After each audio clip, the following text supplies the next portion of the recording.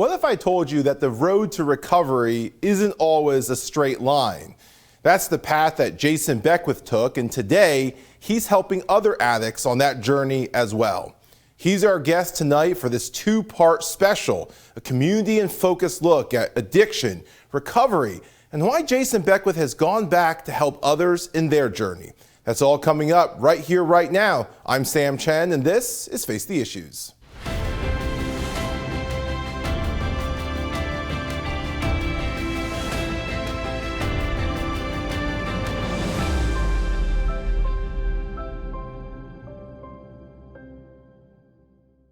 Good evening and welcome to Face the Issues. I'm Sam Chen.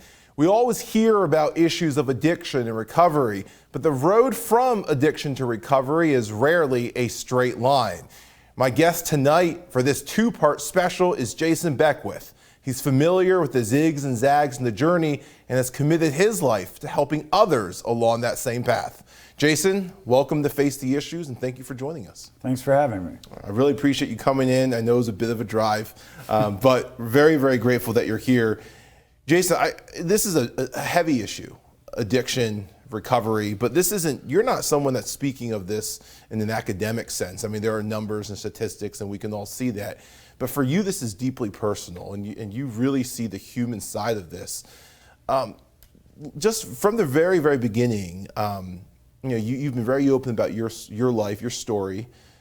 Where does it begin? Where does the Jason Beckwith story begin?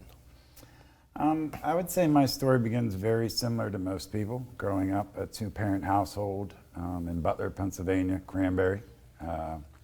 Both my parents were actively, my dad was a steel mill worker, so we had basically a middle-class upbringing. And then I would say if I fast forwarded around 11, I started having some kind of like thinking issues, I would say, because I was starting to try to get attention in a negative light, I guess. So that kind of parlayed into early teenage years and things like that nature. And then, like I said, I think a lot of it had to do with the early thinking issues that I had, and they just compiled as it went along. But then it expedited quickly, so I started, just like most people, drinking alcohol at field parties in my early teenage years, going to field parties, and I look at addiction as 3 stages. And it's the evolution of addiction is what I call it. And for me, it's the first stage is enhancing life. It's a social lubricant. It allows me to remove some of the anxiety that I have in life. And then the second stage is coping. Coping with life. It makes things bearable for me. And then slowly but surely that transitions over to simply to take a breath. And that's how the progression of addiction normally happens with the people that I work with, everybody that I've seen in addiction. It normally goes through those stages. Now there's no time limit on those stages. It's normally based on social, economical, things like that are outside of the control of the individual. But that's normally how it ends up happening. So my story is I progressed. I was prescribed Oxycontin down in Florida, and then that got me basically addicted to opiates. And then I came back to Pennsylvania, where a lot of my friends that I grew up with had now moved on to heroin. And then slowly the transition happened with me because Oxycontin was less readily available than heroin. And then I transitioned and became addicted to heroin. And I spent the next probably 20 years in and out of jail, rehab facilities, basically being a pariah to society, and felt that way, like I didn't belong. And then something happened. I wish I could put my finger on it. There was a lot of things that lined up. I believe God played a big factor in it, for me personally. That things lined up for me to get to where I'm at today. And we can discuss a lot of those, but that's basically my story in a nutshell and how everything came together in a speeded up version. Yeah. You've said before that around 11, you had your first run-in with the law. Yes. Was this, and then you talked about alcohol being kind of that first substance in your teenage years. Did the run-in with the law precede that first? Yes. And Can you talk about that a little bit? A lot of times we hear addicts talk about having some kind of event or some issue that precedes their addiction. Was this similar, and what was that instant like? Yes. For me, I think the misnomer is drugs and alcohol are the problem for the individual. And drugs and alcohol are a symptom. They're not even the problem. See, they become the solution for the individual based on the world. So that's their solution to deal with and bear the world. So at 11, I had some of these thinking errors or negative thinking, depending on CBT or whatever you want to use, whatever. I had these early on, and because of that, I guess I was seeking to feel like I belonged. So I was trying to feel like I belonged to the negative group of people, because they were getting attention, even though it was negative. I don't make excuses for my addiction in no stretch. I'm responsible for my recovery, and you'll learn that about me. I'm pretty much straightforward, but the thinking errors were early on, and then they compiled. I had zero emotional intelligence. I'm big on emotional intelligence. I think that's a key factor in people not only obtaining recovery, but maintaining it. So for me, that's what it was. It was 11, and that was just stealing mail out of a mailbox. It was a TV guide. I'm not downplaying it. It was the TV guide, and I guess I wanted to read the TV guide, which is outdated right now. Most of these people watch. Even know what a TV guide is. TV guide is. But that's what it was. It was actually a TV guide, and that's what started my interactions with the law, and then it just progressed. Jason, a lot of people hear that and say, "Okay, it's a TV guide. It's something that's so small." But yet you've marked that as your beginning in this passage, and so many people would say, "Oh, well, that seems like it's a one-off thing. You know, it's not like you were 11, you're running around shooting things up. You just took a TV guide." How do you see that as leading into this progression of eventually to substance abuse?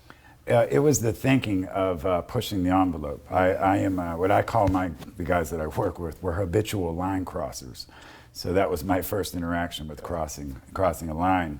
And then as it progressed, as I kept getting interactions, I somehow picked up an anti-authoritarian mentality. So the more people would tell me what to do, the less I'd want to do it. And then I started drinking on weekends because you weren't allowed to.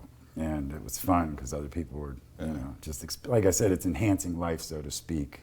And that progressed. So I drank just like normal high school kids. I'm not saying all normal high school, but people in high school drink alcohol. I'm not the one breaking the news to everybody. But, and I did it like the rest of the other students. But then somewhere down the line, mine started picking up. And there was a fallacy that I thought I had control over the alcohol. And then when prescription pills came into play, I was prescribed them from a doctor, so I was kind of believing or wanting to believe, even though I wasn't taking them as prescribed. I'll be the first to say, I thought it was a safe alternative to alcohol, which actually, come to find out, it was absolutely not. But there's some mental justification for it. And so this really gets back to what you said about mindset, right? I mean, the idea is, so it's not so much that the TV guide is a big deal, but that it was the mindset of pushing the line. Eventually the TV guide line is too small, and you got to push the next big line. Is this also where you see with addicts the progression of, from alcohol to something stronger? A few years ago, we had a guest on who says she started with marijuana, and then it got worse. Is that the same mindset problem, that it's you're pushing the line? So you might start with something small, that maybe it's not even a banned substance, it's just you're underage, and eventually you move it to something that's harder. Yes, I think alcohol initially serves its purpose. It gives me a social lubricant, or allows me to be me with less anxiety around people or feeling like I belonged. But eventually that stops working. So you'll notice with a lot of people, they start adding things to the equation because they're still looking to escape reality. And that's what it comes down to. The alcohol was my conduit in the beginning to escape reality, or not wanting to be myself. So the alcohol allowed me to transition into escaping reality, and it just kept needing to keep going up and up the ladder because it stops working for what purpose I wanted it for. Understood. Jason, we're going to go to the break. When we come back, I want to continue to talk about that mindset and kind of what the next steps were in your journey. Absolutely. And so don't go away. We're staying with Jason Beckwith, and we'll be right back. Face the Issues is produced and recorded in the studios of Lighthouse TV. Positively different.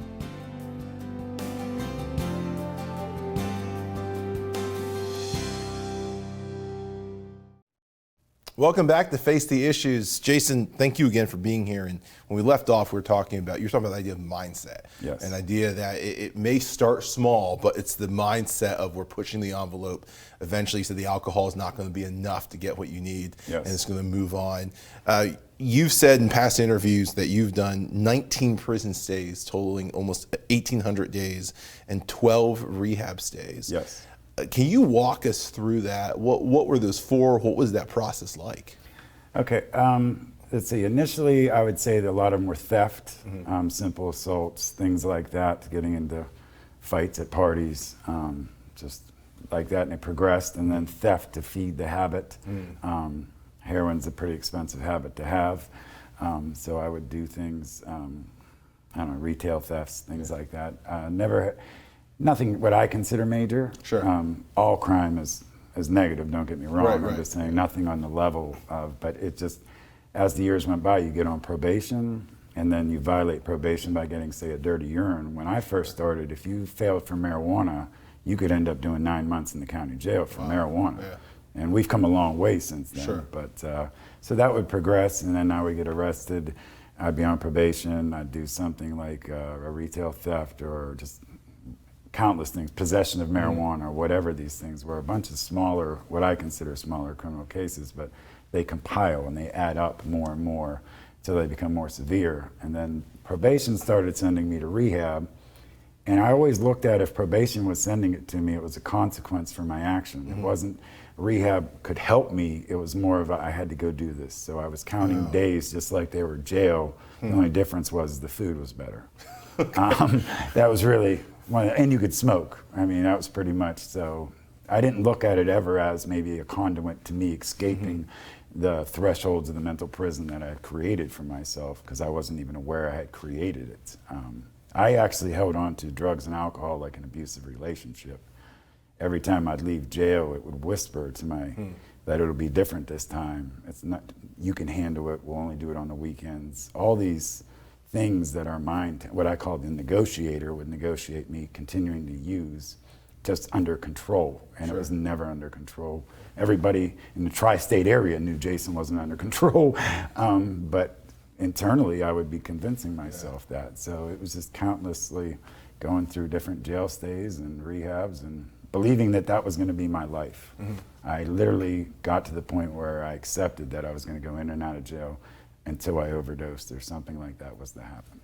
Let me ask you about this, because you've been talking about mindset and what you just said about this idea that we think we have control of it. Yes. In reality, it controls us. Absolutely. Is this something that is this a mindset issue every addict faces? The idea that they think they have the control, the freedom to use or not use, but that freedom is kind of a farce. It's not really there. Yes, it's absolutely. I call it the bait and switch. It makes it believe that you can control it, but at the same time, every fiber of my being needs to escape me as a person, solely on my own. So the only thing I can do to escape it is chemicals. Yeah. They're the fastest. I can't run from my skin. I've moved to North Carolina, Florida, Colorado, and everywhere I went, I took me with me. So I always would find things there. I'd either be an alcoholic or whatever the local population had, which we can find drugs anywhere. Right. I mean, so I would do it. So unfortunately, a geographical change without an internal change did nothing but transfer me from state to state. Come to find out, I was still an addict in every state. So for me, it's the mindset. There is a internal mindset that your ego convinces you that you can control this issue. If I just tweaked it, maybe if I drink light beer, maybe if I only drink on weekends, or minimizing the drugs, not doing heroin, but maybe smoking marijuana, whatever you convince yourself, you still have a desire to escape yourself. And until that gets quenched, you're going to continue that path. Let me ask about that. A few years ago, we had a young woman out here named Michelle Tatojian. She had graduated, she's the Community College Scholar of the Year, had a full ride to just about any school she wanted to go to. She had spent years, 7 stints of drug rehab before she finally came to Northampton Community College. And during the interview, she said that there was a time when she was 14, 15, 16, that if you told her that she would be in community college at 25, she would laugh and tell you that she wouldn't be alive by 25. Yes. And she described the same thing you just said, that there's this knowledge that you know that this is your life until the point you overdose. And there's this attempt to escape it to escape facing who you are. This is very interesting to me. So walk me through the addict's mindset. You understand, or at least you feel at a very deep level that something's not right, that you don't like what you're seeing. Is this something that addicts feel? Yes. That they don't like what they're seeing, and yet and they want to run from something, and yet they can't? Yes. I think pretty much, I don't want to say all, but everyone I've ever worked with has this internal feeling of shame and guilt. We hurt the ones that we love, we cause issues with family members, the community, things like that, and we have an internal dialogue. Like, I used to wake up every day feeling not good enough. In fact, I still battle with feeling whether or not I deserve the gifts that God has given me so far, which who am I to judge what gifts God gives me, but that's just the way I'm programmed. So I had to learn how to fight that. But internally, I knew that I didn't want to live. Like, it gets to the point where you really don't want to live, but I don't want to say you're too scared to kill yourself or whatever, but I didn't want to actually do the traditional way. So, but I still, it's like swimming to the bottom of a pool to get air. And that's the analogy I like to use. It really is. I think I'm swimming for the air in my mind, but really I'm going deeper into the addiction. The throes of addiction get deeper and deeper, even though I think that I'm escaping it. I mean, it's a real mental civil war, and I think most people don't grasp it. They latch on to drugs and alcohol, and they're illegal, or they're legal. Alcohol kills more people than opiates. Is it because it's more accessible? Yeah, it's more readily available. It's more readily available for the most part, but it's acceptable. It's socially acceptable. But alcohol causes equal amounts of problems. And someone that, like me, that was an opioid addict, I can't drink because I'm scared that if I do drink, if I'm right, I can drink and I get to drink like everybody else. If I'm wrong, I'm going back to the prison, and I'm mental prison. Not you get released from a prison. The mental prison is ongoing until you find your own way out. So I'm not willing to take the risk, just like medical marijuana. I know that's a big topic, but for me, I wouldn't want to risk the one without the other unless I knew that I could handle it. And you're not. This is something that it's interesting because you hear so many addicts and recovering addicts say what you just said. Yeah. I understand marijuana or CBD or THC can help people with certain conditions. I understand it, but I'm still concerned that it's a gateway, that it pushes a line that's going to open doors. And I've heard addicts and recovering addicts, almost every single one, say that. Is that, when you think about the journey you've been on and you work with addicts, we're going to talk about that. Yes. Is this a concern when you listen to the debates about legalizing? Yes. And right now it's medical marijuana and then it's recreational. Yes. But there are some states that are pushing to legalize harder substances. Yes. When you hear that debate, what concerns come to mind, or what do you feel about it when you hear that? Government involvement. That concerns me. I've dealt personally with sometimes the government will pass legislation and they don't have all the information before they do it. Like, I don't mind that marijuana becomes legal, like me personally, because it doesn't affect me. But if I'm using marijuana to escape reality, eventually it's not going to work for me and I'm going to have to up it. If I use marijuana just on a Friday, just to release stress, like some people may be able to do, have at it for them. But people in recovery have to be real cautious, because if it becomes my conduit to escape, eventually it's going to stop working. And I already know what drugs will help me escape. And in fact, at my end, my last time I used, they stopped working, which scared me to no end, because I had no other place to turn. Yeah. I think God, again, put me into that corner, because if he had gave me one more option, I'd have kept going with any other option but to stop using drugs and alcohol. Yeah. When we come back, I want to talk about, you said God put you in that corner. I want to talk about that corner. Yes. And that turning point for you. Yes, So thank you. Don't go away. We'll be right back. I was on drugs, preferably started out with perks and pills and stuff like that, and then worked my way through to fentanyl and heroin. I'm 29, I've been getting high ever since I was probably about 14, 15, where it started out smoking weed and stuff like that. Went to about 25 rehabs over and over and over again. if I was lucky, I'd make it 6 months and I'd go right back out. I finally decided to just give up. I had an injury to my back, so I was on all kinds of painkillers and stuff like that, and also using heroin on top of that. I got to a point where I didn't want to live anymore. I was just using the drugs to escape and avoid my life and all my trauma. I met somebody named Chris who had told me about recovery houses in Butler, which I've never heard of before. I finally decided to just give this a big shot. Someone believed in me when I didn't believe in myself, which was my biggest problem. I felt needed, I felt wanted, I felt like I had a purpose in my life. I have over a year clean. I have 14 months, 24 days clean today, and it's the longest clean time I've ever had in my life. And honestly, I'm happier now than I've ever been. Now, I have my own landscaping business. We're constantly growing, and I don't know, the recovery is really different out here, especially in these houses. It's not about just stop using the drugs. It's about finding what trauma and other things you have in your life that caused you to want to use and avoid. So, I don't know, I just feel like we're doing something different out here. We really are. It's good to know that the person that I was always supposed to be is the person I'm now, because like I said, I have more now than I ever had.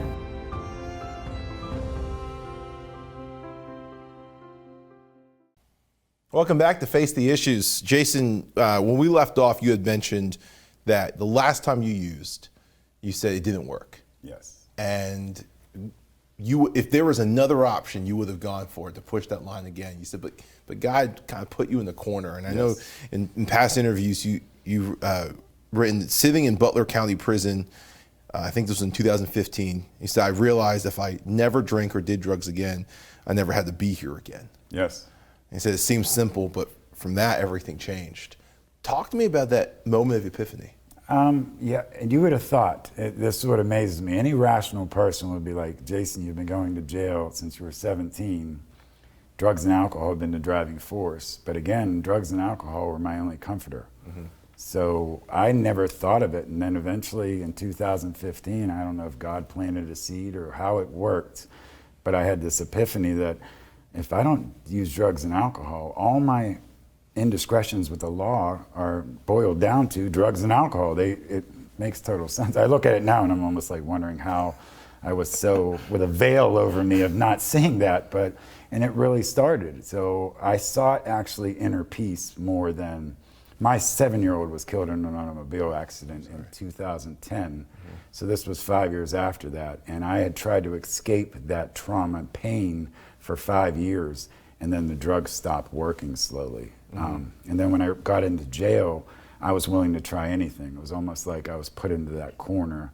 And my son's death is really the driving force of why I try to help as many people as possible, because I know the struggles that they're going through. And I think a lot of people are given misinformation about what's really going on the front lines of addiction. Yeah. And that's why the politicians and people like that have troubles doing things that actually help, because they're not getting the correct information that can benefit people. Yeah, and when we came in, we just saw a clip from some people that you do help, and that you have JSB Works, and you're also president and founder of Action and Recovery, and you actively are now helping addicts. Yes. And then the second part of this, I want to really focus on that, but that epiphany moment, is that something that you often see with addicts? Do they when they come into recovery, when they, instead of the back and forth, when they actually really get into that recovery line, is there that moment for most of them where something's clicked? Yeah, we call it a spiritual awakening for the most part, but I think most people come in it with a spark, and I consider it my job to fan the flame. So I try to help people find passions and belief in themselves. We put people in position of responsibility that might be earlier than most people think, but based on me believing in them, they believe in themselves. It's kind of like so I do see it a lot. I think a lot of people no longer believe in themselves, and when they come in, depending on where they're at, I show them by living it. Yeah. Because people in recovery can read people better than anybody on earth, because they've been doing it for survival for so long, that if I give them a hill of beans, they're going to see through that. But if I give them the truth, sometimes I tell people what they need to hear, not what they want to hear. Yeah. And to do that, you have to build rapport. So I try to build rapport with people so they can trust me enough that when I do tell them the uncomfortable truth, they're able to accept it as me trying to benefit them, not trying to hurt them. Yeah.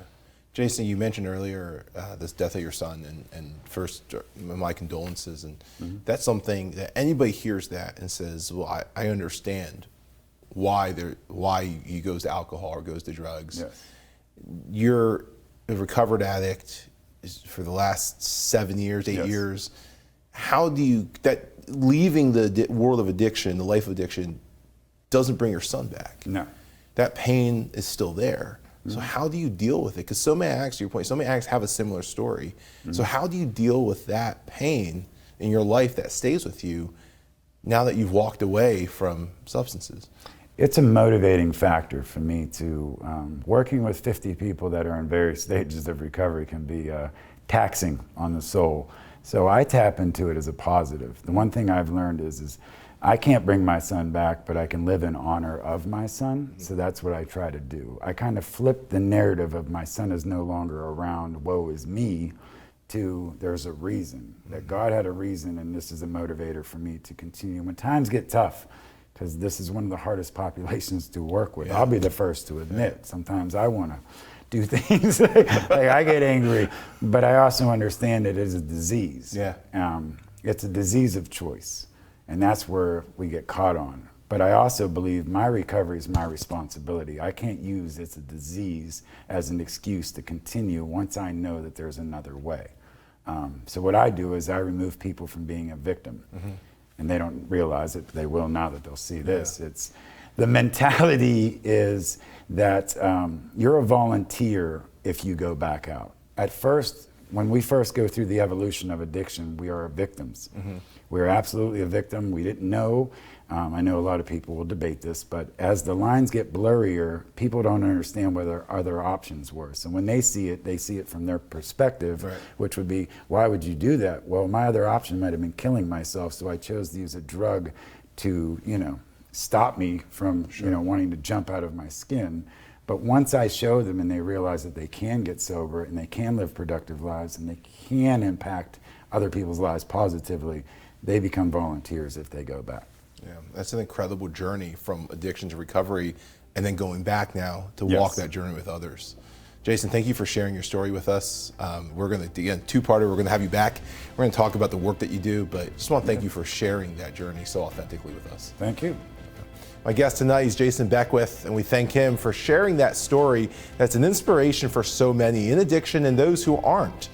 And that is our show for tonight. I want to invite you to join us again right back here next week for the second part of this special. Until then, my name is Sam Chen. On behalf of all of us here at Face the Issues, thank you and good night.